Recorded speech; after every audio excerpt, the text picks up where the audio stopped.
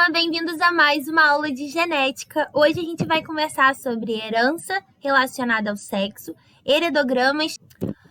Bom, na maioria das espécies de animais, assim como na nossa, a determinação sexual, ou seja, se o indivíduo vai ser do sexo biológico masculino ou feminino, se dá pela constituição cromossômica daquele indivíduo.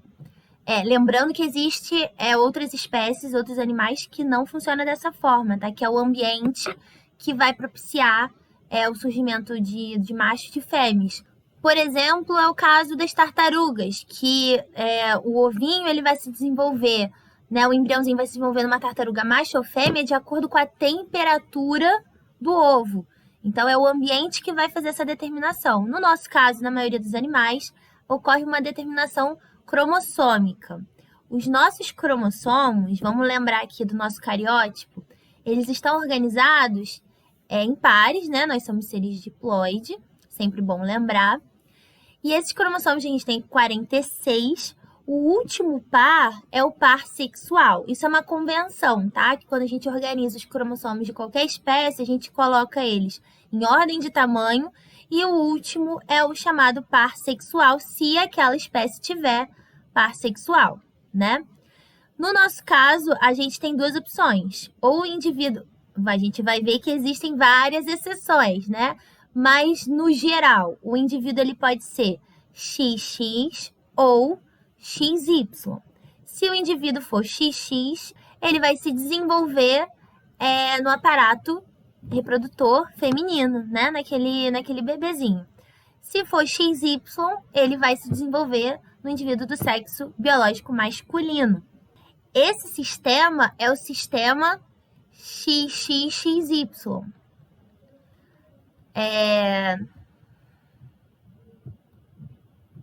XY. Existem outros tipos de sistemas que aparecem em outros animais e outros seres, tá? Como o ZZ, ZW, existem outros tipos. No nosso caso é XX para fêmeas, XY para macho. Portanto, como o macho ele é o sexo heterogamético, né? Ele pode produzir gametas com X ou com Y. Ele que vai definir, o espermatozoide é que vai definir, então, o sexo do filho, né? Porque a mulher, ela sempre vai mandar X, vamos ver essa tabela aqui, ó.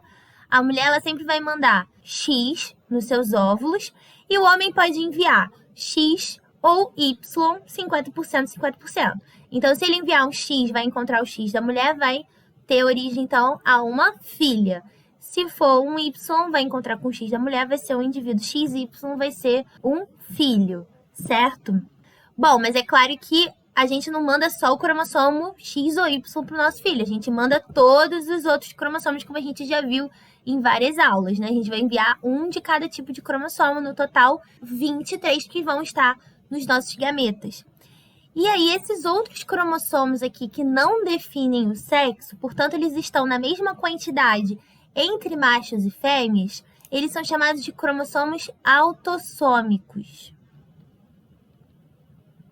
Então, a gente tem 22 pares de cromossomos autossômicos, no total de 44, e um par, no total de 2 cromossomos sexuais. Eles se chamam assim justamente porque eles são diferentes entre machos e fêmeas, certo? A fêmea vai ter 2X, o macho vai ter 1X e 1Y. Lembrando também que no nosso desenvolvimento, até uns 2 meses de idade, o bebezinho ele não tem o sexo definido e a partir principalmente de um gene localizado aqui no Y, chamado de CRY, esse indivíduo aqui ele é um gene que codifica uma proteína regulatória de outros genes. E aí ele vai fazer com que aquele bebezinho ele desenvolva testículos e, consequentemente, o aparelho reprodutivo masculino. Se tiver ausência desse CRY, então ele vai se desenvolver num corpo feminino. E é interessante, porque existem, por exemplo, mulheres que são XY, porque elas têm alguma mutação nesse gene CRY que fez com que ele não tivesse esse produto gênico expresso de forma a regular os genes, né, para tornar aquele indivíduo macho. Então, existem, sim, mulheres XY, principalmente por conta de mutações nesse gene CRY. Bom, mas como é que a transmissão das características afeta? Se o gene, por exemplo, estiver ligado no cromossomo Y, no cromossomo X. Até então, todos os genes, todos os exemplos que eu falei para vocês, lembra do albinismo, estava no cromossomo 9, da fenilcetonúria, de todas as doenças que a gente já conversou e outras características, todas elas estavam ligadas aos cromossomos autossômicos. Portanto, a herança, ela não tinha, a proporção fenotípica entre machos e fêmeas não tinha nenhuma variação. Agora, se um gene de uma característica que a gente está analisando estiver localizado no cromossomo X ou no Y, né? Mas é muito mais comum estar no X, porque o Y tem meia dúzia de genes, pouquíssimos genes. Ele é bem pequenininho. O X, ele tem muitos genes, e esses genes, eles não estão relacionados apenas ao sistema reprodutor, né, feminino ou masculino. Ele está relacionado a várias partes do nosso corpo, como a gente vai ver aqui em alguns exemplos. Então, se esse gene estiver ligado ao cromossomo X, ele vai ter um padrão de herança diferente para fêmeas e para machos. Por quê? Porque a fêmea tem 2X e o macho só tem 1. Então, vamos ver um exemplo aqui clássico, que é o da hemofilia. A hemofilia, ela é uma doença hereditária e ela acontece por causa de um alelo, né, de um gene mutado que interfere na coagulação do sangue. Essas pessoas têm a deficiência de um fator de coagulação que é codificado por um gene que está no cromossomo X. E por isso essas pessoas elas têm problemas de cicatrização, né, de estancar o sangue. Então, quando a gente se corta, eu não tenho hemofilia. Quando eu me corto, os fatores de coagulação, né, as plaquetas lá do meu sangue, eles vão para aquela região que está vazando e tampam aquele buraco. As pessoas que têm hemofilia, qualquer cortezinho, fazendo a barba, o nariz estourou um vasinho, essas pessoas têm dificuldade de coagular o sangue, portanto, elas apresentam muita hemorragia. Então, é muito grave essa doença. E é uma doença, então, que tem um padrão de herança peculiar, porque ela está ligada ao cromossomo X. Esse alelo mutado, ele é recessivo, tá? Então, para a pessoa apresentar a doença, ela não pode ter o alelo dominante, na presença do alelo dominante. Para ela ser normal, basta ter um alelo dominante, que ela não vai apresentar a doença. E aí, por que eu marquei aqui XHzão em vez de botar só Hzão? Para lembrar que ele está ligado no cromossomo X. E isso vai fazer toda a diferença. Por quê? Vamos dar uma olhada aqui, ó. Vamos dar uma olhada aqui nos genótipos e fenótipos possíveis para essa doença. Então, como eu falei, o gene relacionado está no cromossomo X. Se ele está no cromossomo X, ele não está no cromossomo Y. Isso porque esses dois cromossomos, eles não têm muita região de homologia. Diferente de um cromossomo homólogo, né? Por exemplo, esse cromossomo e esse daqui são cromossomos homólogos que apresentam os mesmos genes. Não necessariamente as mesmas versões, mas eles têm o mesmo tamanho, os mesmos genes, as regiões correspondentes homólogas. O X e o Y não. Na hora da divisão celular, eles se comportam como um parzinho, né? Só que eles nem fazem crossing over, por exemplo, porque eles não compartilham genes. Então, se um gene está no cromossomo X, ele está só no X, beleza, gente? Então, esse gene H que a gente está analisando, ele está no cromossomo X. Eu não posso botar XHzão e YHzão. Nunca façam isso, tá? Não tá no X, não tá no Y.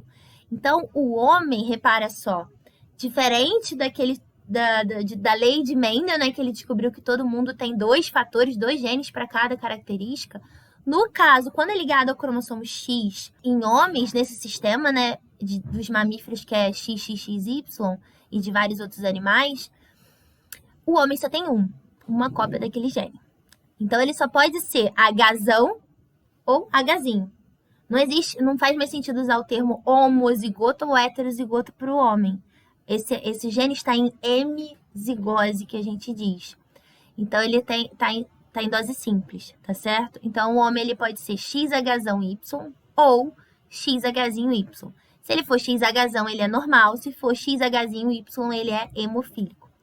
A mulher, no caso da mulher, vai se comportar parecido com os cromossomos autossômicos, porque nós, né, temos duas versões daquele gene, como normalmente acontece com os outros genes. Então, a mulher pode ser XHzão, XHzão, vai ser uma mulher normal. XHzão, XHzinho, vai ser uma mulher portadora normal, mas, né, heterozigota, né, carregando aí o alelo mutado. Se ela for XHzinho, XHzinho, ela vai ser hemofílica.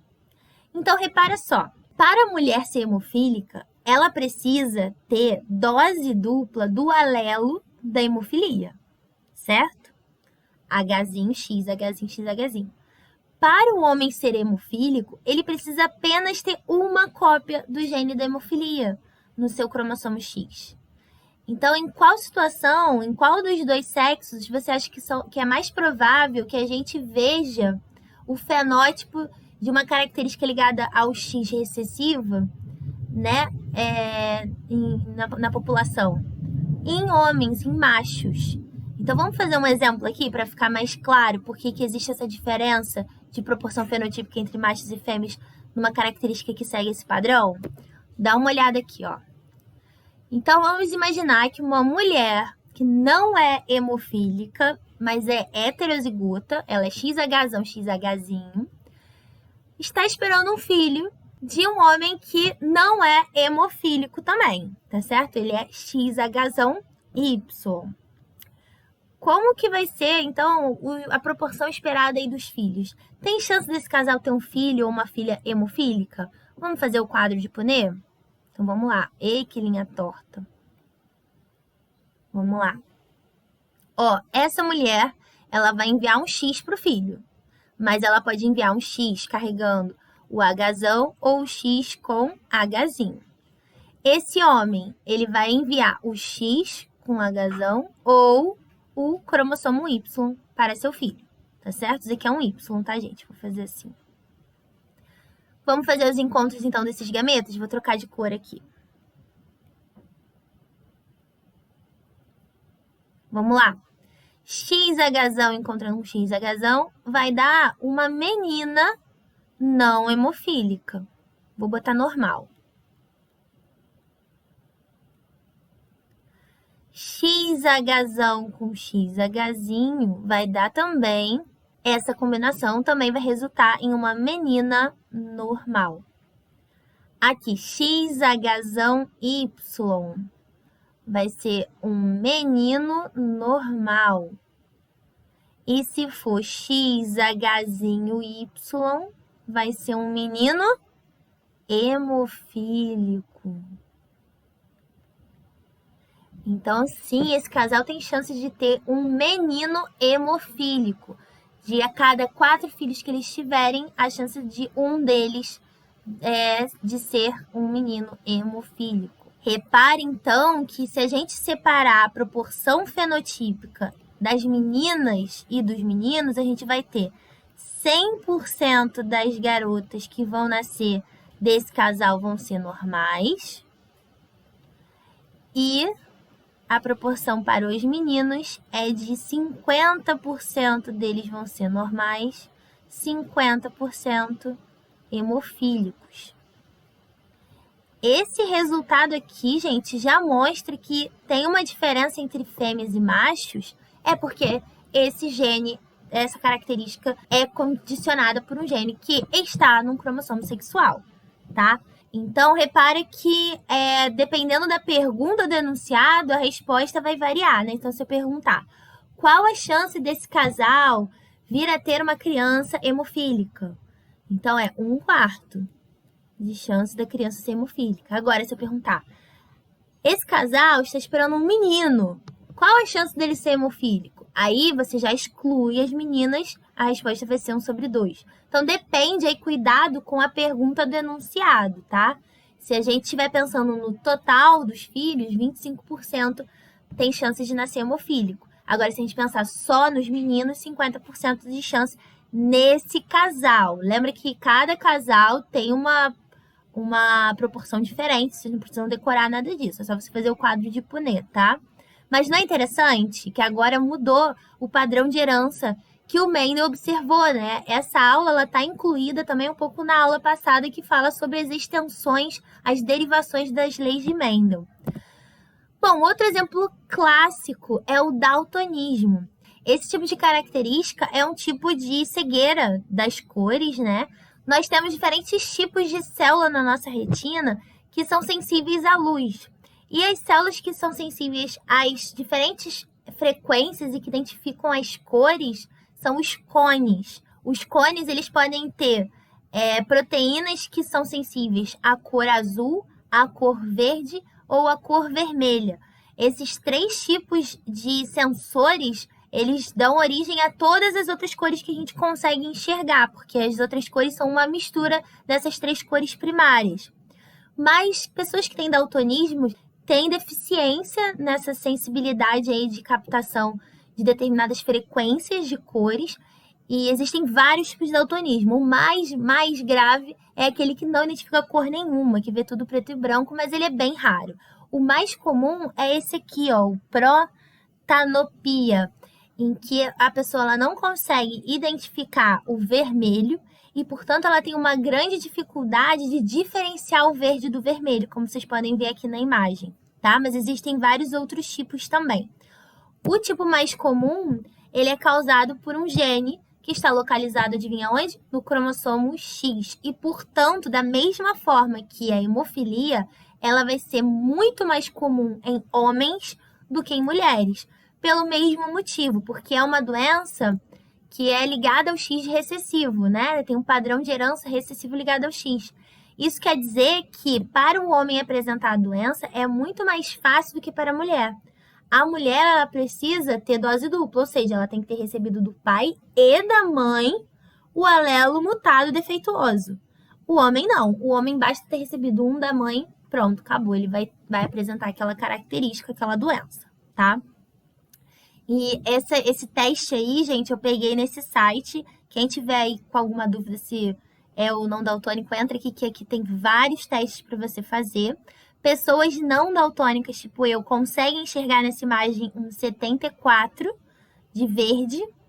Vocês estão conseguindo ver 74? Quem estiver vendo mais fortemente o 21, são pessoas daltônicas, que confundem o verde com o vermelho, tá? Então, pessoas normais conseguem ver 74, pessoas daltônicas veem o 21. E aí, vamos fazer um exemplo aqui também? Então, eu trouxe uma mulher que não é daltônica, tá certo? Ela não é daltônica. Mas ela é heterozigota. E um homem que é daltônico. E aí, como é que vão ser os filhinhos, os possíveis filhos desse casal? Vamos lá, vamos fazer o quadro de Punnett? Essa mulher, ela pode enviar XDzão ou XDzinho. Esse homem pode enviar o cromossomo X com Dzinho ou o Y. Vamos mudar de cor. Vamos lá. XDzão com XDzinho é uma menina não daltônica. Vou botar normal. XDzão com Y é um menino normal. XDzinho com XDzinho. Opa, é uma menina daltônica. E aqui, XDzinho Y é um menino daltônico. Nesse cruzamento aqui que eu inventei, que é um heterozigoto com um homem com a característica recessiva, 50% de chance de meninas terem daltonismo e 50% de chance de meninos terem daltonismo. A porcentagem aqui está igual para mulheres e homens, para meninas e meninos. Mas é interessante notar que para uma mulher, então, ser daltônica, ela precisa que o seu pai também seja. Porque ela tem que receber um XDzinho. Isso também serve para hemofilia, tá, gente? É exatamente o mesmo padrão de herança de hemofilia e daltonismo. Então, para a menina ser hemofílica ou ser daltônica, ela precisa que o pai também possua essa característica. Porque o pai vai mandar o X com um alelo recessivo defeituoso. E a mãe precisa ser heterozigota ou ter a característica também, né? Então, é muito mais difícil. Olha só a combinação que a gente teve que fazer. O pai tem que ser daltônico e a mãe tem que ter um alelo do daltonismo e tem que ter mandado para ela. Então, ela é XDzinho, XDzinho. O menino não, o menino só recebeu o XDzinho da mãe, já é daltônico. Se o pai não fosse daltônico, ele também seria daltônico da mesma forma. Esse filho aqui, ele também teria essa combinação. Bom, vamos ver um outro caso, que é agora um padrão de herança ligado ao X dominante. É a mesma coisa, só que agora a gente está falando de um alelo mutado que causa doença, que é dominante. E a gente vai chamar ele de Rzão, tá? Então, o que condiciona a característica normal é XRzinho e o que condiciona a doença é XRzão. Que doença é essa? É o raquitismo hipofosfatêmio. Essa doença, os indivíduos que apresentam essa doença, eles possuem uma capacidade reduzida em reabsorver o fosfato, né, lá no rim, e absorver cálcio e fosfato no intestino. Então, essa doença ela gera um raquitismo, né, uma deformidade aí dos ossos, um problema bem grave desde criança, e é dominante, né? Então, vamos lá. Imagina que uma mulher normal. O que é ser normal mesmo? Nesse caso, ser normal é recessivo.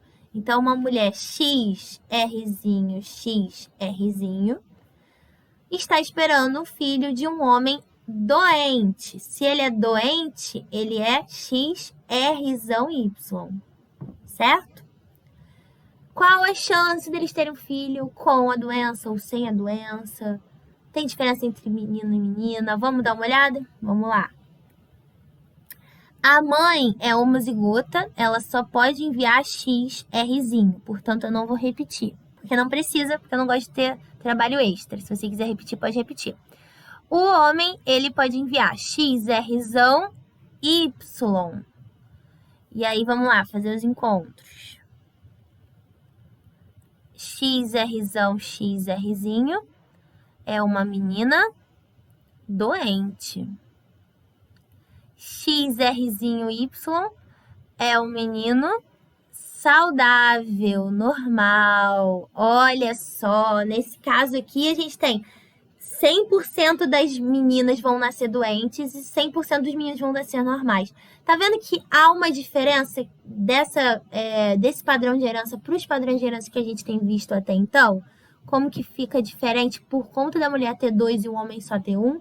Isso já modifica toda a proporção fenotípica. Nesse caso aqui, nesse cruzamento, os meninos vão apresentar a doença, né, as filhas desse casal. E aí é interessante notar que um homem doente, no caso de uma doença dominante, se um homem for doente, ele vai apresentar o X com um alelo dominante, correto? Que causa doença. E o que ele passa para as filhas mesmo? O que ele passa para os filhos? Para os filhos homens, eles vão passar Y. Para as meninas, vai passar o X. Ele só tem o X com o alelo dominante que causa doença. Então, ele vai passar o quê? Para todas as filhas o XRzão. Por isso que nesse padrão de herança, um homem doente, um homem com a característica que você está analisando, ele vai passar essa característica para todas as filhas, sem exceção, porque é dominante. Então, todas as filhas vão receber o Rzão, todas as filhas vão ser doentes. Com todas essas informações, portanto, vocês já conseguem identificar que existem vários tipos de padrões de herança diferentes. Os que a gente já viu até então, os que são mais comuns quando a gente estuda características ou doenças em seres humanos, são autossômica recessiva, autossômica dominante, ligada ao X recessiva, ligado ao X dominante. Lembrando que uma característica, um padrão de herança é autossômico, isso significa que a característica que você está analisando é condicionada por um gene que está ligado a um cromossomo autossômico. Portanto, a frequência entre machos e fêmeas vai ser aproximadamente igual. A gente tem a mesma dosagem dos genes autossômicos. Agora, ligado ao X, a gente vai ter uma questão diferente aí entre os gêneros, né? Entre os sexos biológicos, no caso, né? Machos e fêmeas vão apresentar frequências diferentes. Dominante e recessivo, vocês já sabem o que é, né? Então, para você identificar que uma característica, uma doença é recessiva, basta você analisar se ela pula ou não gerações. Então, pais que têm uma característica igual, tendo um filho diferente, isso quer dizer o quê? Que essa característica diferente, ela estava escondida nos pais, ela é recessiva. E os pais têm a característica dominante, certo? Enquanto uma característica, uma doença dominante, ela vai aparecer em todas as gerações, obrigatoriamente. Ela não pode pular gerações, uma característica dominante, tá certo? Numa característica X recessiva, esse traço ele é mais comum em homens, como hemofilia, como daltonismo, do que em mulheres. Não pode ter transmissão de pai para filho, certo? Porque o pai está carregando, tá ligado no X. Então, o pai não passa o X para o filho, ele passa o X para a filha, certo? Não pode ter uma passagem de alelo do pai para o filho homem. E todas as filhas de um pai afetado são portadoras daquele alelo mutante. Já quando a gente está falando de ligado ao X dominante, todas as filhas de um homem afetado serão afetadas, tá certo? Tira isso normalmente daqui, ó. Todas as filhas de um homem afetado serão afetadas. Se ele tem o alelo mutante dominante, que causa doença, todas as filhas vão ser doentes, todas as filhas vão ter essa característica também. Também, mais uma vez, não tem transmissão de pai para filho, né? Que tá ligado no X. Com isso, a gente pode entrar no assunto de heredogramas. Os heredogramas, eles são as árvores genealógicas da família, representada por símbolos, e muito usado nos estudos de genética, de aconselhamento genético. E a gente identifica os indivíduos por quadradinhos ou círculos. Os quadrados representam os indivíduos do sexo masculino, e as bolinhas, os círculos, representam as pessoas do sexo feminino. E, geralmente, os heredogramas, eles possuem indivíduos branquinhos, né, tipo sem cor, e indivíduos pintadinhos. Esses indivíduos pintados, eles contêm a característica que está sendo analisada, tá certo? Então, quando eu pergunto, essa característica é dominante ou recessiva, eu estou sempre me referindo à característica preta, né, do quadradinho preto, do quadradinho ou do círculo pintadinho, tá certo? Bom, quando a gente tem aqui um traço horizontal, isso significa um casamento biológico, tá? Casamento no sentido de que teve aí uma cópula, né, gerando filhos, não necessariamente casado no papel, né? É casamento biológico. Quando a gente bota assim vertical para baixo, então é o filho desse casal. E os irmãos, eles ficam assim, ó, dessa forma, com um traço aqui horizontal, com vários verticais aqui saindo desse mesmo traço, tá certo? Então, eles são filhos. Quando a gente não tem o sexo definido, não é quadrado nem bolinha, é um losango, um balãozinho. Aí eu trouxe para vocês 4 heredogramas de 4 características diferentes. Cada uma delas apresenta um padrão de herança diferente. Portanto, então, esses 4 padrões de herança aqui que eu trouxe para vocês. Autossômica recessiva, autossômica dominante, ligado ao X recessivo, ligado ao X dominante. Esses 4 estão, cada um deles tem um heredograma que corresponde a um padrão de herança desses 4. Tá certo? Vamos tentar descobrir qual é o padrão de herança de cada um desses heredogramas? Então, vamos lá, gente. Eu costumo fazer assim, ó. Antes de descobrir se está ligado ao X ou ao autossômico, eu descubro se é recessivo ou dominante, porque essa parte é a mais fácil. Então, vamos lá. O heredograma A, essa característica é dominante ou é recessiva? Eu estou sempre analisando a característica pintadinha. Ele aparece em todas as gerações ou pula geração? Não pula geração, né? Todas as gerações a gente encontra essa característica, certo? Ó, esse casal aqui, eles tiveram 1, 2, 3, 4, 5, 6 filhos.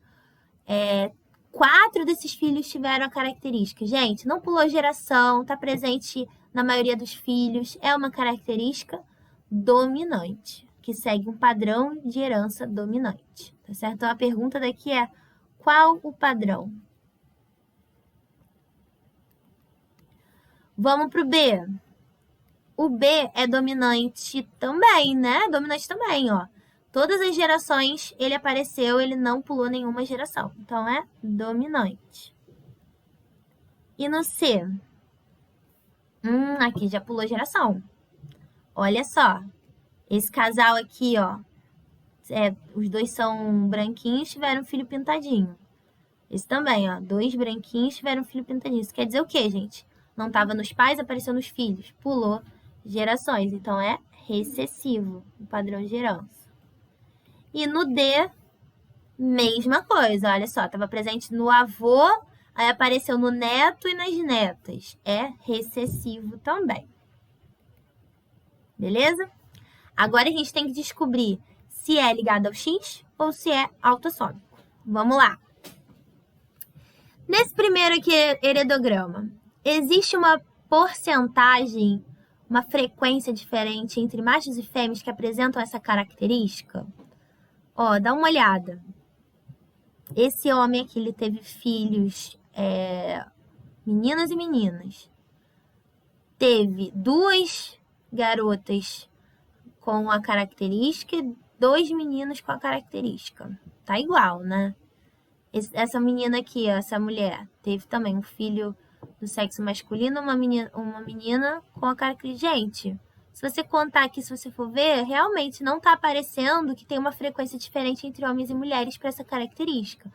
Ela tem grandes chances de ser autossômica,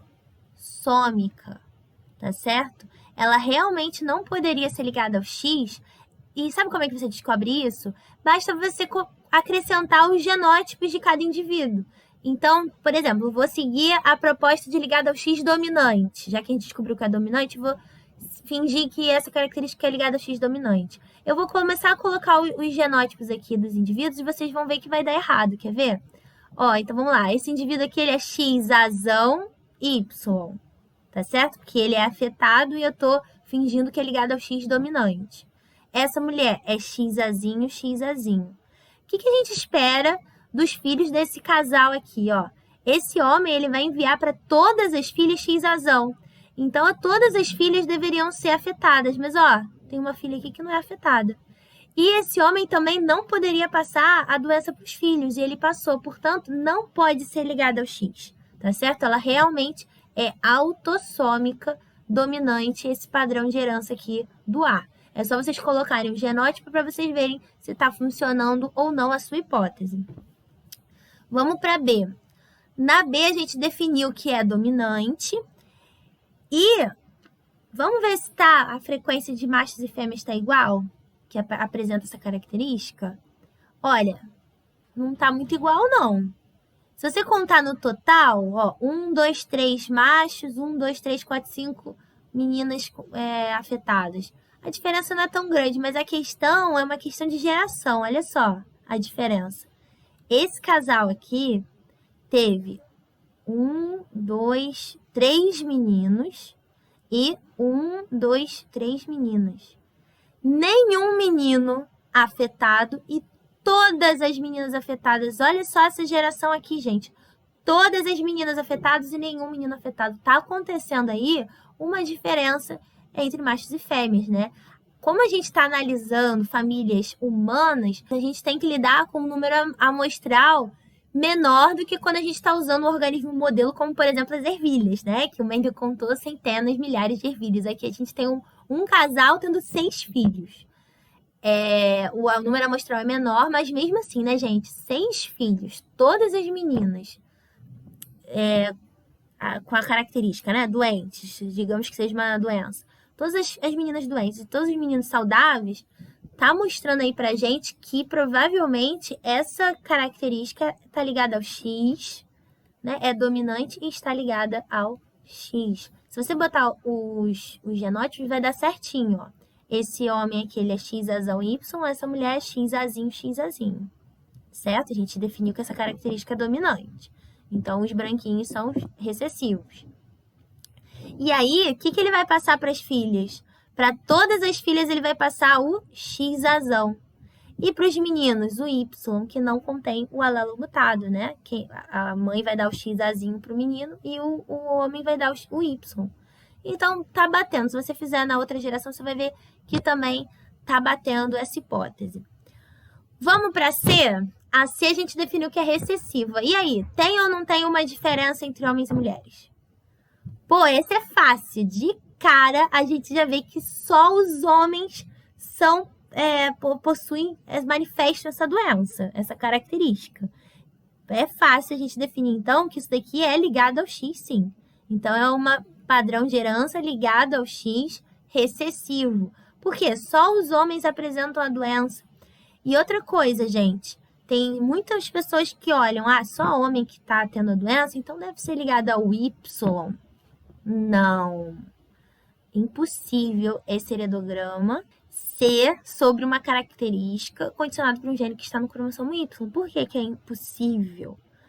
Porque esse homem aqui, ele recebeu o Y de quem? Do pai. Ué, o pai não tá pintadinho, não tá com a característica. Esse homem aqui, mesma coisa. Não tem como. O Y, se for, a gente vai ver aí um heredograma mais pra frente, que é de uma característica ligada ao Y. Se fosse ligado ao Y, todos os homens tinham que ter, tá certo? O pai, o filho, o avô, o neto, todos os homens tinham que ter essa característica igual. Não é o caso aqui, tá? Tá pulando geração. Isso daqui é um caso clássico de ligado ao X recessivo. E por último que sobrou, né, é recessivo autossômico. Ó, tem a frequência igual entre homens e mulheres, pula geração, é recessivo. É tranquilo de ver que não pode ser ligado ao X, por quê? Olha só, por exemplo, essas meninas aqui são afetadas, tá? Essas aqui são as bolinhas. Essas meninas são afetadas. Lembra que a gente viu que para uma menina ser afetada com daltonismo, né? Tô pensando aqui se fosse ligado ao X recessivo, com daltonismo ou hemofilia, o pai deveria apresentar a doença também, né? Se fosse ligado ao X, ela ia ser assim, XAzinho, XAzinho, essas meninas. Então, ela recebeu um XAzinho da mãe e um XAzinho do pai. Opa, então o pai deveria apresentar essa doença recessiva também. Mas não, ele é branquinho. Então, não pode ser ligado ao X. É autossômico mesmo, tá? É só vocês analisarem essas características aqui que eu passei para vocês. E, na dúvida, coloca o genótipo. Dessa forma, você vai descobrir qual é o padrão de herança correto para a característica que a gente está analisando no heredograma. Beleza? Ó, trouxe essa questão do Enem, não sei se vocês chegaram a fazer, que é justamente para descobrir qual o padrão de herança mais provável para esta característica aqui que está sendo analisada nos heredogramas. Então, olha só, tem 2 heredogramas aí, 2 famílias. O Enem fez isso para não ter erro, né? Botou aqui um cara, tipo o Mr. Catra, que teve 1, 2, 3, 4, 5, 6, 7, 8, 9, 10. 10 filhos. Por quê? Para aumentar aqui o número amostral, para depois não dar chance de ter recursos, de reclamarem da questão. Ela tá bem clara aqui qual é o padrão de herança dela. Então, vamos lá, gente. Isso aqui é uma família, isso aqui é outra. No heredograma, os símbolos preenchidos representam pessoas portadoras de um tipo raro de doença genética. Os homens são representados pelos quadrados e as mulheres pelos círculos. Qual é o padrão de herança observado para essa doença? Aí aqui tem as opções. Vamos lá. Primeira coisa que a gente faz, descobre se é dominante ou recessivo. Pula a geração? Não. Ela aparece em todas as gerações em grande quantidade, né? Então, se não pulou geração, é dominante, tá certo? Então, a gente descarta aqui, ó. Não é essa, não é essa. A E também não tem nada a ver, ignora codominante autossômico, não tem nada a ver com a história. Então, a gente só sobrou dominante autossômico ou dominante ligado ao sexo. Quando a gente fala ligado ao sexo, é ligado ao X, tá? E aí? É autossômico ou ligado ao X? Se você for contar a quantidade de fêmeas e de macho, será que é muito diferente um do outro? Que possui a doença, será que é diferente um do outro? Bom, você não precisa contar, é só você analisar geração por geração, cruzamento por cruzamento. Dá uma olhada aqui, ó, nessa geração aqui de filhos desse casal que eu chamei aqui de Mr. Catra.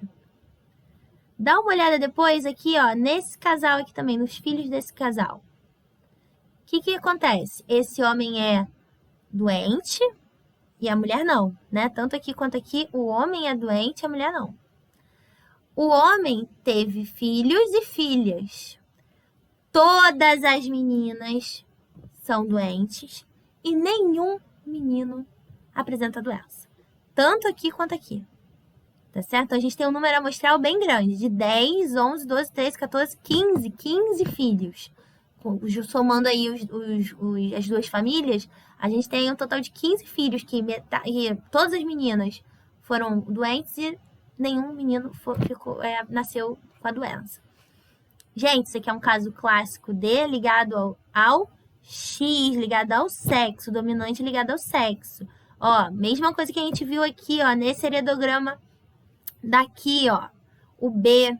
Sempre que um homem é afetado, todas as meninas vão ser afetadas. Isso é X dominante. Então, ele tem o X azão, que codifica a doença, e ele vai passar para todas as filhas, sem exceção. E o que ele vai passar para o filho? O Y, que não tem o alelo mutado, tá certo? Então, a resposta é D, de dado. Bom, mudando um pouco de assunto, como os cromossomos X nas mulheres, eles estão em dose dupla, e no homem está em dose simples, né? Tem só um, acontece um mecanismo que é uma compensação de dose.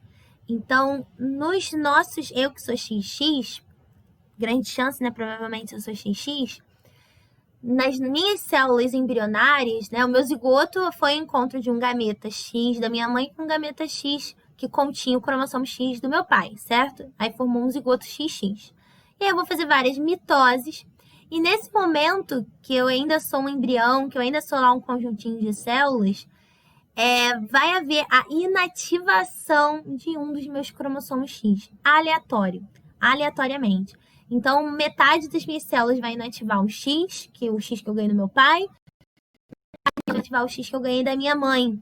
Isso porque é uma forma de compensar essa dose maior que eu tenho dos meus genes que estão ligados ao X do que aos homens.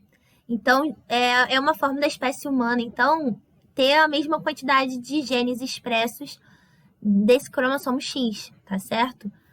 A consequência disso é que eu e as fêmeas de mamíferos, né? Isso acontece com as fêmeas de mamíferos, a gente tem células no nosso corpo formando um mosaico, né? Porque algumas vão ter o X inativo de origem paterna, outras vão ter o X inativo de origem materna.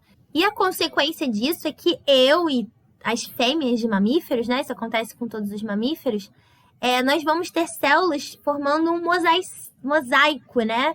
Que é uma parte das minhas células vai ter o X inativo de origem paterna, a outra parte vai ter o X inativo de origem materna. Isso explica, por exemplo, o famoso clássico das gatas tricolores. Vocês já devem ter ouvido falar que um gato, você viu um gato tricolor, você sabe que ela só pode ser fêmea. Vocês já ouviram falar disso? Que gatos tricolores são fêmeas. Isso é verdade, tá? Na maioria dos casos. Por quê?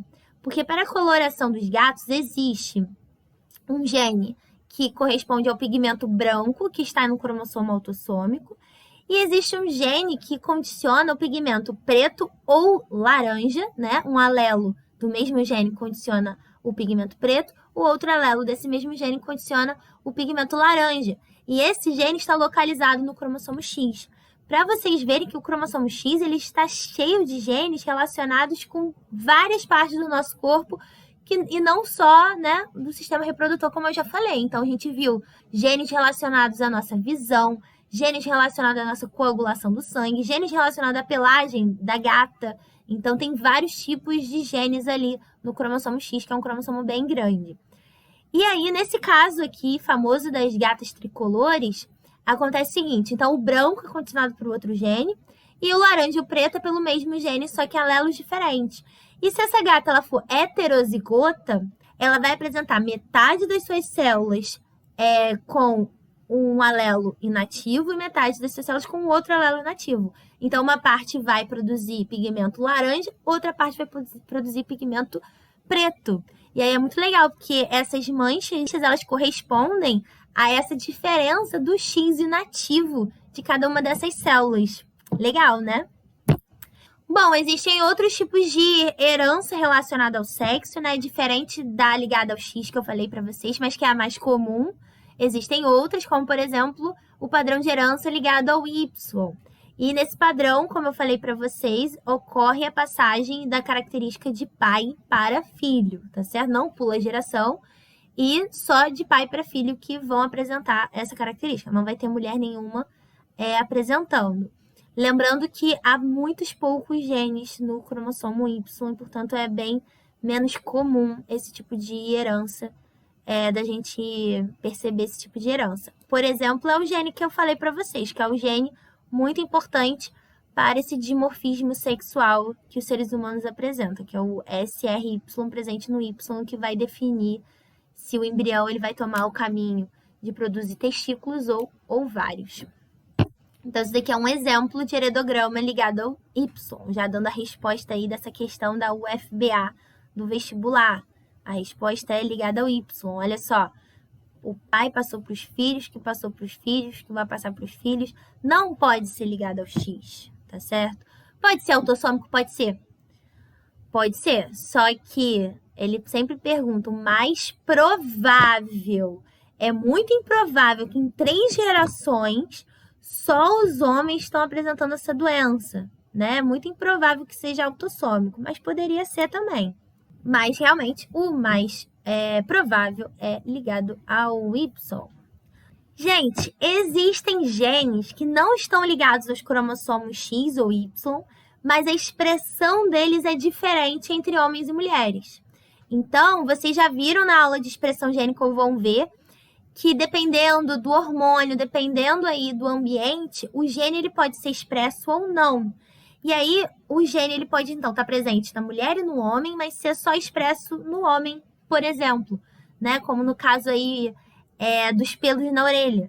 Ou então do gene que é responsável, por exemplo, estou inventando aqui agora, do gene que é responsável pela produção de leite, da lactose. O homem ele vai ter esse gene, mas ele não vai expressá-lo, certo? Assim como a mulher vai ter esse gene, mas ela só vai expressar num determinado momento, né? Quando estiver grávida, enfim, quando estiver amamentando.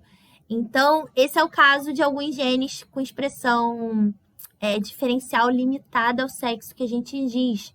Nesse caso aí, é o gene que condiciona o pelo na orelha, que é restrito, né? Que é limitado, aos homens. E existem alguns genes que têm a expressão influenciada pelo sexo, né? Que eles vão ser expressos, mas eles vão ser expressos de formas diferentes. Por exemplo, é o gene que condiciona a calvície. Para as mulheres, o gene que condiciona a calvície, ele tem um comportamento recessivo. Então, a mulher ela só vai ser calva se ela tiver aquele alelo em dose dupla. Para o homem, não. O gene que causa o alelo que causa a calvície, ele se comporta de forma dominante. Então, basta ter um que o homem vai ser calvo, tá certo? Então, aqui tem alguns genótipos para vocês entenderem melhor. Cesão, ou seja, dominante, vai ser um homem calvo, vai ser uma mulher calva. Cezinho, que é o heterozigoto, o homem vai ser calvo, mas a mulher não, tá certo? E Czinho, o homem não vai ser calvo e a mulher também não vai ser calva, tá certo? Então, a mulher tem que ter dose dupla do alelo que causa a calvície e o homem basta ter uma só. Existe um tipo de herança chamado de herança mitocondrial, que é bem diferente do que a gente tem visto, que é uma herança extranuclear. Porque toda a genética, os exemplos que a gente tem visto até então, são exemplos de genes que estão nos cromossomos nucleares, que são esses cromossomos autossômicos do par sexual, aqueles 46 cromossomos. Mas existe DNA fora do núcleo. Existe DNA também na nossa organela chamada mitocôndria. Isso devido à sua origem, né? Que, de acordo com a teoria da endossimbiose, a organela mitocôndria, ela foi no passado, né? Ela é resultante aí de um ancestral de uma bactéria que foi fagocitada pela célula eucariota e desenvolveu, então, uma relação de simbiose com essa célula, gerando, então, o que a gente tem hoje em dia, que é a nossa organela mitocôndria. E uma das evidências disso é justamente o DNA semelhante ao das bactérias que a mitocôndria tem, que é um DNA circular, que é um DNA muito semelhante ao DNA de procariotos, enfim, várias características. Ela também tem ribossomos, ela é como se fosse uma microcélula dentro de uma célula. E esse DNA, ele é a quantidade dele é bem menor do que a do nuclear, mas ele contém genes, que são genes importantes, que podem também ser genes responsáveis por doenças. E esses genes, esse DNA, ele é passado majoritariamente de mãe para filhos, certo? Por quê? Porque na hora da fecundação, os espermatozoides não contribuem com as mitocôndrias. As mitocôndrias deles são degradadas. O que fica no zigoto são as organelas da mãe, tá certo? Então, quando eu tiver filhos, eu vou passar o meu DNA mitocondrial para os meus filhos e o Rafael, o meu namorado, não vai passar, certo? E o meu DNA mitocondrial é idêntico ao da minha mãe. Claro que pode ter acontecido alguma mutação no meio do caminho, né? Mas não teve recombinação. É exatamente o que a minha mãe me deu, que é exatamente o que a minha avó me deu, que deu para minha mãe, e assim por diante. É uma herança maternal, como a imagem aqui do lado está mostrando, né? Então, a nuclear, ela é uma mistura dos nossos pais. Elas vieram de todos os nossos ancestrais. Agora, a mitocôndria não. Veio das nossas ancestrais, das nossas avós, das nossas tataravós, tá certo? E por conta disso, é um DNA muito interessante para ser estudado em evolução. Por quê? Porque ele não sofre essa recombinação, então é fácil de você identificar a origem dele, né?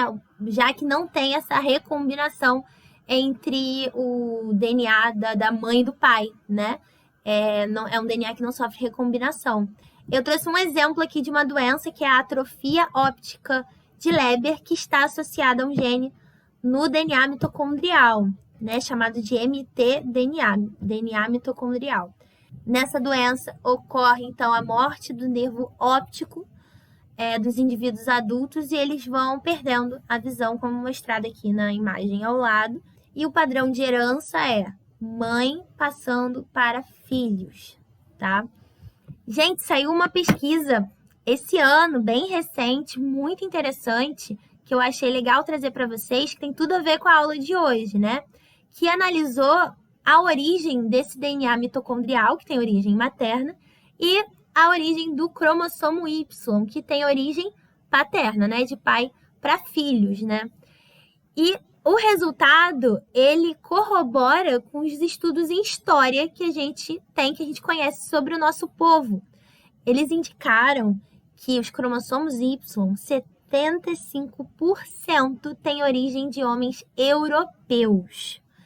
Enquanto da mitocôndria, mais de 70%, né, se você somar ali, tem herança africana ou indígena. O que isso diz da gente? As nossas mães eram de origem africana ou indígenas e nossos pais europeus. Isso daí é uma marca do estupro que aconteceu no passado, né? Do sexo forçado que os europeus tiveram aí com as mulheres indígenas, com as mulheres africanas, e isso está registrado, é uma marca que ficou no nosso genoma. Essas pesquisadoras da USP falaram isso, que a razão remonta aos anos de colonização portuguesa. O estupro de mulheres negras e indígenas escravizadas era o padrão. E saiu aqui, ó, bem recente, aqui em novembro de 2020, o USP Talk, falando com essas duas pesquisadoras desse trabalho. Eu acho muito interessante, vou deixar o link aí para vocês assistirem se vocês quiserem mais informações sobre esses estudos, que eu achei bem legal. Bom, gente, ficou faltando na aula de hoje a gente analisar outros tipos de sistema de determinação cromossômica do sexo, além do XXXY, né, que a gente acabou de ver. E eu também gostaria de trazer um pouco da história da descoberta dos cromossomos sexuais. Bom, gente, no final aí do século XIX, os cientistas já observavam os cromossomos no microscópio, mas ainda não tinham postulado a teoria cromossômica da herança, ou seja, eles ainda não tinham associado que os cromossomos estavam carregando os fatores hereditários estudados por Mendel, né? Que eles eram responsáveis pela herança genética. Essa imagem que eu trouxe aqui para vocês é de um artigo publicado em 1891 do cientista chamado Henkin, onde ele observou os cromossomos durante a espermatogênese de um tipo de percevejo. E ele chegou à conclusão que havia ali um cromossomo extra. E esse cromossomo extra ele chamou de elemento X. Tá aí a origem do nome do nosso cromossomo X, né? Porque o X é uma incógnita, então ele não sabia o que era aquele cromossomo extra e ele chamou de elemento, de corpo X. Por que ele chamou esse cromossomo de extra? Porque esse tipo de percevejo, né, na espermatogênese, ou seja, nas células de um macho, ele verificava que havia 11 pares, 22 cromossomos que formavam pares, né, ou seja, 11 pares de cromossomos homólogos, e um que estava sozinho, que não pareava com ninguém durante a meiose. E aí ele tinha esse comportamento diferente, né, na meiose 1. Na meiose 2, ele separava as cromátides irmãs normalmente, e aí ficavam células com quantidades diferentes, né, ao final da espermatogênese, ficavam com células com quantidades diferentes de cromossomos, né? Algumas tinham 11, algumas tinham 12.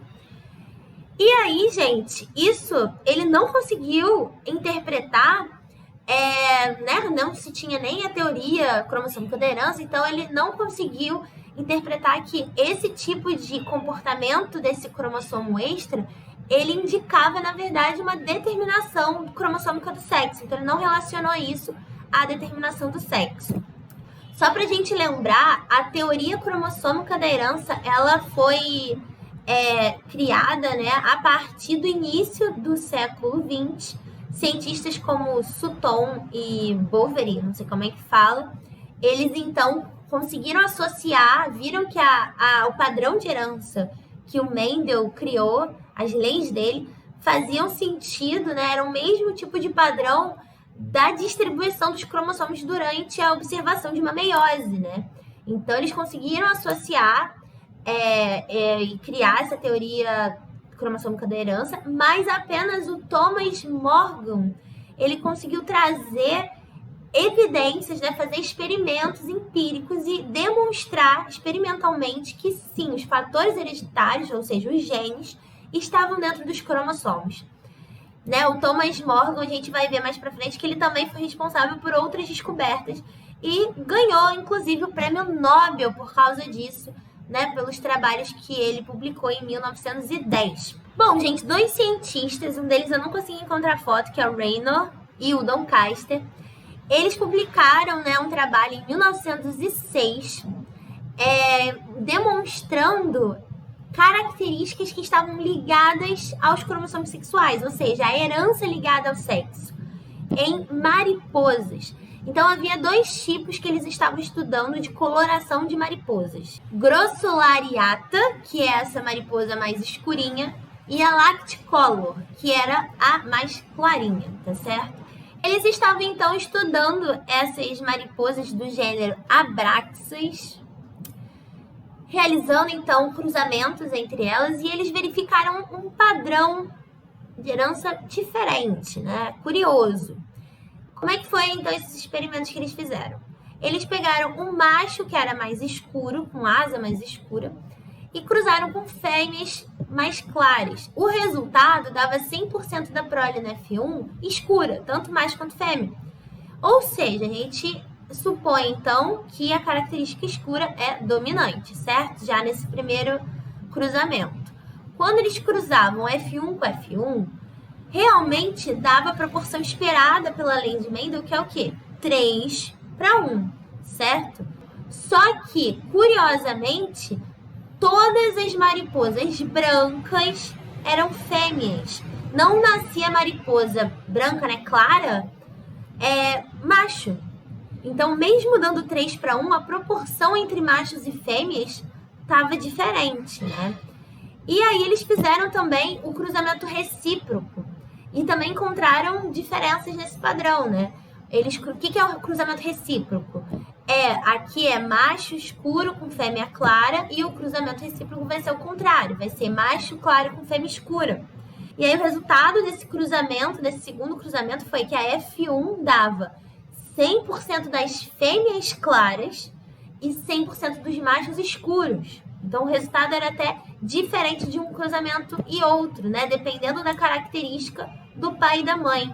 Então estava ocorrendo que essa característica, esse fenótipo específico da asa, eles descobriram então que estava de alguma forma relacionada ao sexo e, portanto, provavelmente ligada a algum cromossomo sexual. Bom, gente, hoje a gente sabe, né? Eles descobriram o sistema que a gente chama de ZZZW. O que é esse sistema? Esse sistema, na verdade, é a mesma coisa que o XXXY, só que inverte qual dos sexos é o heterogamético. Lembra que eu falei que no nosso sistema, né, que é o XXXY, o macho é o sexo heterogamético. O que isso quer dizer? Ele tem cromossomos diferentes, ele tem o X e o Y. Portanto, ele pode produzir gametas com cromossomos sexuais diferentes. Já a fêmea não, é XX, e aí todos os nossos óvulos, todas as gametas da fêmea vão ter X, certo? Agora, no sistema ZZZW é o oposto. A fêmea é o sexo heterogamético, então ela é ZW, e o macho é ZZ, tá certo? Trocou as letras justamente para não confundir, para não falar, a fêmea então agora é XY e macho é XX. Para não ter essa confusão, colocaram as letras Z e W, né? Então a fêmea, ela é ZW e o macho é ZZ. E isso explica esse padrão que eles observaram, né? Porque olha só, não sei se vocês estão conseguindo observar. A gente tem aqui, ó, o macho, tá vendo esse símbolo aqui, ó, macho, que é esse daqui. Ele é ZZ. E a fêmea é ZW, tá certo? E aí a gente precisa, nesse esquema aqui, preencher com os alelos, né, dessa característica. Vamos usar, então, a letra A mesmo, né? Pode ser? Para representar os alelos, né? Azão dominante, azinho recessivo. Então, vamos lá. Ó, qual é a característica dominante mesmo? Uma mariposa com asa escura cruzou com uma clara, deu escura. Então, a gente entende que a característica, esse fenótipo de asa escura é dominante. Portanto, esse indivíduo aqui, que é o macho, né, da geração parental, ele é puro, né, ele é homozigoto, e ele vai ter, então, os alelos Z, azão, correto? E qual o gameta que ele vai produzir? Ele vai produzir o gameta Z, azão. Então, todos os seus filhos vão receber Z, azão. Por isso que todos os filhos eles vão ter asa escura, porque todos eles receberam o alelo dominante, certo?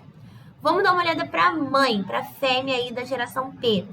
Ela, então, ela tem a característica recessiva, ela vai ser ZAzinho-W. Lembrando que funciona da mesma forma que o XY. Os genes que estão no Z não estão no W, tá certo? Então, é ZAzinho-W. E quais são os gametas que ela pode produzir? Ela pode produzir gametas W ou ZAzinho, certo? Então, agora a fêmea é o sexo heterogamético que vai determinar o sexo dos filhotes. E aí, como a gente já viu, né, esses indivíduos da F1, eles vão ser ZAzão W ou ZAzão ZAzinho. Por isso que todos eles vão ter o mesmo fenótipo. Agora, quando cruza esses dois indivíduos da F1 para produzir a F2, se vocês fizerem um quadro de Punnett aqui, o que a gente vai observar? Vamos lá. Na F1, a fêmea da F1 é ZAzão W, certo? Quais gametas que ela pode produzir? ZAzão ou W. E o macho, ele pode produzir, nesse caso aqui, ele é um macho heterozigoto. Então, ele pode produzir dois tipos de gametas. Ele pode produzir ZAzão ou ZAzinho. Então, vamos fazer o cruzamento aqui, vamos fazer a junção desses gametas. Esse que nascer claro, ele vai ser ZAzinho W. Esse daqui vai ser ZAzão W, esse ZAzão ZAzinho, esse ZAzão ZAzão, certo? Então, a partir desse quadro de Punnett, a gente consegue observar que o único indivíduo que é claro, né, a única combinação de gametas possíveis que vai produzir um filho, uma prole de asas claras, é essa combinação aqui, né, ZAzinho W, que é a única forma do Azinho manifestar a sua característica, né, não estando na presença do ZAzão. né? Todos os outros filhos receberam zeazão. Então, o único filho que não recebeu zeazão é o zeazinho W. E ele é o quê? Ele não. Ela é o quê? É uma fêmea, tá certo? Então, gente, é a mesma coisa que a gente acabou de ver nas outras, na primeira parte da aula, só que agora inverte, tá certo? É a fêmea que é o sexo heterogamético, ok? Eu vou pedir para vocês no questionário dessa semana preencher, então, os genótipos desses dois cruzamentos aqui que foram realizados com as mariposas Abraxas, beleza? Bom, gente, voltando aí ao Thomas Morgan, né, que como a gente acabou de falar, que ganhou o prêmio Nobel por demonstrar a teoria cromossômica da herança. Bom, ele também foi muito importante para demonstrar a herança ligada ao cromossomo X. Isso que a gente acabou de ver, o caso das mariposas, foi a descoberta de características, né, de herança ligada ao cromossomo Z. E o Morgan, por um acaso, acabou conseguindo demonstrar a herança ligada ao cromossomo X. Como é que aconteceu essa descoberta? Bom, gente, ele, né, e os estudantes deles utilizavam como organismo modelo as drosófilas e, por um acaso, enquanto um aluno dele estava limpando uma das garrafinhas, né, da sala de moscas, né, que eles chamavam, né, o laboratório, eles estavam lá limpando a garrafinha que continha as drosófilas e ele identificou um fenótipo curioso, diferente em uma das drosófilas, que é esse fenótipo aqui, de olhos brancos, que é a mutação que a gente chama de White, que vocês devem conhecer aí com as aulas com a Blanche. E aí eles pegaram essa drosófila e cruzaram para produzir uma linhagem só de mutantes White. E realizaram experimentos, cruzamentos com esses mutantes, né, junto com indivíduos com fenótipo selvagem, que é esse olho vermelho. Então, vou botar aqui selvagem. E perceberam, então, um padrão semelhante ao encontrado com as mariposas que a gente acabou de ver, só que com o sistema XY, né? O contrário. Então, vamos ver o que eles fizeram. Eles cruzaram, então, indivíduos fêmeas. Agora, lembrando, drosófila tem o mesmo sistema de determinação que o nosso, né? É XXXY. Então, as fêmeas são XX, os machos são XY, e eles fizeram o mesmo tipo de cruzamento. Cruzaram uma fêmea com fenótipo selvagem, com um macho com a mutação White, viram o resultado e fizeram o cruzamento recíproco, né? O segundo cruzamento, que era fêmeas com olho branco e macho com olho selvagem, tá certo? A partir desses resultados, mais uma vez foi evidenciada essa herança ligada ao sexo, ou seja, essas características que tinham esse comportamento eram condicionadas por genes que estavam no cromossomos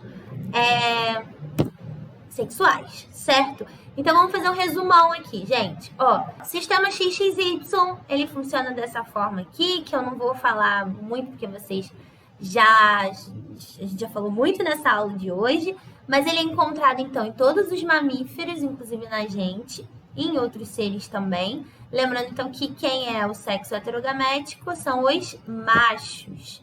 Existe também o sistema XXX0, que foi aquele primeiro encontrado, né, o cromossomo extra do percevejo, que deu origem ao nome do cromossomo X, né? O cientista estava observando justamente esse tipo de sistema, que é o XXX0, que é o quê? O macho, ele possui um cromossomo X que não pareia com nenhum outro cromossomo sexual, enquanto a fêmea é XX, tá certo? Então, em vez dele ter XY, ele tem X0. Ele possui um cromossomo a menos. Esse sistema é encontrado em alguns insetos, como gafanhoto, né, percevejo e outros. O sistema ZWZZ, que a gente também viu hoje, é encontrado em mariposas, borboletas, né, lepidópteras, e também em muitas espécies de aves. E também existe o sistema que a gente não falou, que é o Z0ZZ, que é exatamente a mesma coisa que eu acabei de explicar do X0, né? Então, nesse caso aqui, as fêmeas são Z0, elas só possuem um cromossomo Z, né? Ou seja, elas têm um cromossomo a menos do que os machos, que são ZZ. E, gente, existem outros tipos de sistema de determinação do sexo, além desses 4, que são os mais famosos. Existe também o sistema haploide-diploide, que vocês devem conhecer como partenogênese, que é o quê? O macho e a fêmea, eles possuem uma ploidia diferente. Uma vai ser haploide, o outro vai ser diploide. É muito encontrado em himenópteras, né, como abelha, vespa. Então, por exemplo, nesse caso aqui, o macho, ele é N, o macho, ele é haploide e a fêmea é diploide. Então, o óvulo da fêmea que foi fertilizado, ou seja, ele tem aí 2 conjuntos de cromossomos, vai dar origem a uma filha. Se o óvulo não foi fertilizado, ou seja, aquele indivíduo, ele vai se desenvolver no indivíduo que possui só um conjunto de cromossomo, ele vai ser um indivíduo macho. Pode ser o contrário também, tá, gente? As fêmeas haploides e os machos diploides, dependendo aí da espécie que a gente esteja falando. Esse caso mais famoso das abelhas, das vespas, funciona dessa forma. O macho, ele é haploide e a fêmea é diploide. Também é encontrado esse sistema em alguns tipos de répteis, de anfíbios, de peixes, tá? O sistema aí de haploide e diploide. Existem também algumas formas de determinar o sexo que dependem da razão entre a quantidade de cromossomos X e de cromossomos autossômicos, que acontece, por exemplo, com as drosófilas. Então, nas drosófilas, a gente encontra um sistema semelhante ao nosso, que é o XXXY, certo? Só que o que acontece? No nosso sistema, que é o sistema dos mamíferos, o que determina se aquele indivíduo vai ser do sexo biológico masculino é a presença do Y. Então, por exemplo, existem pessoas com aneuploidia, né, que a gente vai ver nas aulas mais futuras, né, por exemplo, que tem 3 cromossomos sexuais, né, uma alteração cromossômica na quantidade de cromossomos. Então, esse indivíduo tem uma síndrome e ele é XXXY.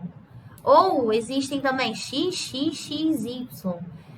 Se tiver o Y, no nosso caso, vai determinar que aquele indivíduo vai ser do sexo biológico masculino. O aparato reprodutor masculino é o que vai ser desenvolvido, certo? Então, não importa a quantidade de X. Agora, no caso das drosófilas, importa. Então, a proporção da quantidade de X com a quantidade de cromossomos autossômicos vai interferir se aquele indivíduo vai ser macho ou vai ser fêmea, ou ainda intersexo, ok? Não vou entrar muito em detalhes aqui, é só para lembrar que a função do Y ou do X na determinação do sexo pode ser diferente de espécie para espécie, tá? Mas existem alguns organismos em que o normal, o típico, é ter mais de 2 cromossomos sexuais, né? Então, pode ter 4, pode ter 3, depende aí de qual espécie. Mas o interessante é ver essa diversidade de formas diferentes de determinar o sexo a partir dos cromossomos. Não necessariamente é apenas um par de cromossomo. Por exemplo, em grande parte das aranhas, as fêmeas possuem 4 cromossomos X e o macho 2. Em algumas espécies de morcego, serpentes, alguns mamíferos possuem esse sistema múltiplo de determinação cromossômica do sexo. E, gente, para finalizar a aula, só gostaria que vocês lembrassem que as plantas também têm sexo, tá certo? E grande parte delas possui esse sistema XXXY. Lembrando que as plantas, elas podem ser hermafroditas, que é o quê?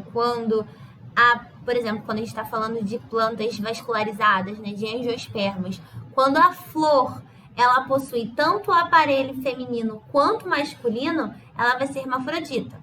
Agora, se a mesma planta ela produz flores separadas com o aparato masculino e o feminino, elas vão ser chamadas de monóica, né? Elas possuem os 2 sexos, mas em flores separadas. E existem plantas que possuem sexos diferentes. Então, tem a planta fêmea, tem a planta macho. Elas são chamadas monóicas. E essa determinação, então, do sexo das plantas, assim como nos animais, é geralmente determinada a partir dos cromossomos, ok? Então, gente, por hoje é só. Vou deixar aí o questionário para vocês realizarem sobre essa aula. Qualquer dúvida, não esquece de me chamar.